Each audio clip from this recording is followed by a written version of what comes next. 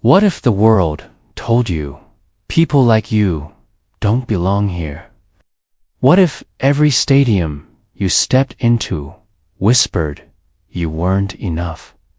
Would you bow your head? Or would you raise your racket and change the game forever?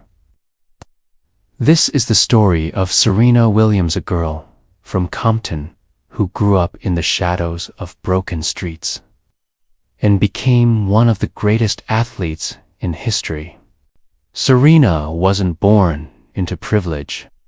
Her childhood wasn't country clubs and private coaches. It was cracked concrete courts in Compton, a neighborhood more known for gangs than tennis champions. Her father, Richard Williams, believed against all odds that his daughters could conquer a sport that had long been dominated by wealth, whiteness, and exclusivity. He trained Serena and Venus himself, often on courts where gunshots were background noise. From the start, Serena learned two truths. The world would doubt her, and she would have to fight harder. When Serena entered the professional circuit, she was different. Her style, her power, her very presence challenged the status quo, and the world noticed, sometimes with awe, sometimes with hostility. Critics said she was too muscular, too aggressive, not feminine enough. Crowds sometimes jeered. Commentators often questioned if she truly belonged. But Serena never let those voices decide her worth. She let her racket speak louder. Match by match, title by title, she rewrote the narrative of what a tennis champion looked like. Serena's journey wasn't just about tennis. It was about representation. Every time she stepped on court, she carried more than her own dreams. She carried the weight of young black girls watching.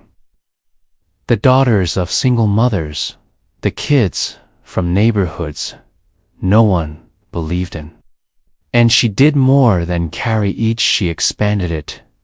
With 23 Grand Slam titles, 4 Olympic gold medals, and a career spanning decades, she became not only the greatest female tennis player, but one of the greatest athletes, period. Psychologists call what Serena embodied stereotype defiance. When people are told they don't belong, they often shrink under the pressure of stereotypes. But some individuals flip the script. They use the doubt as fuel. Research shows that when people develop what's called a growth mindset with identity pride, challenges that would normally discourage them instead deepen their resilience. Serena didn't just ignore the stereotypes, she dismantled them. Every serve, every win, every comeback was a data point that said, "Your labels don't define me. My performance does." If Serena's life were a parable, it might go like this. A young girl walks into a castle where all the doors are locked. The guards tell her, "People like you don't enter here." She picks up a key forged from persistence and faith and unlocks the door. Not only does she walk through, she holds it open for generations to follow. That's what Serena did for sports. She didn't just win matches. She opened doors. What makes Serena's story powerful isn't just her trophies.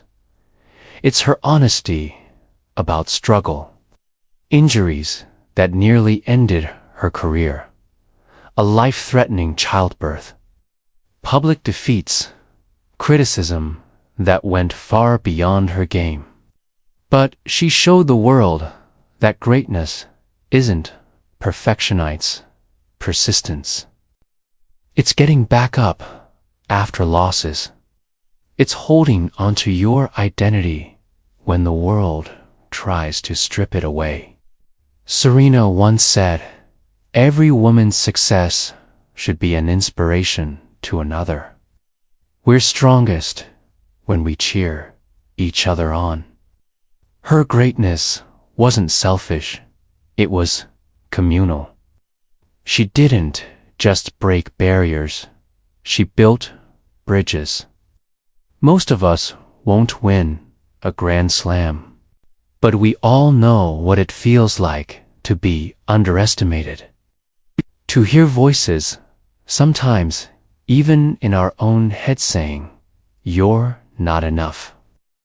Serena's story reminds us, you don't need permission to belong.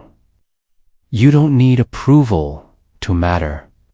You belong the moment you decide to show up and to keep showing up. Because history doesn't remember those who fit in quietly. It remembers those who dared to stand out. Serena Williams taught us that the greatest victories are not just over opponents, but over the voices of doubt, side and out. Real strength isn't about where you come from. It's about refusing to let where you start decide where you finish. Where in your life are you being told you don't belong? And what would happen if, instead of shrinking, you chose to rise louder, stronger, bolder? If Serena's story inspired you, tap like so this message can reach more dreamers. Share it with someone fighting their own uphill battle. And subscribe for more modern parable stories that remind us that greatness isn't about fitting in, but about breaking through. Because sometimes one story is enough to help us step onto our own court, raise our own racket, and play the game our way.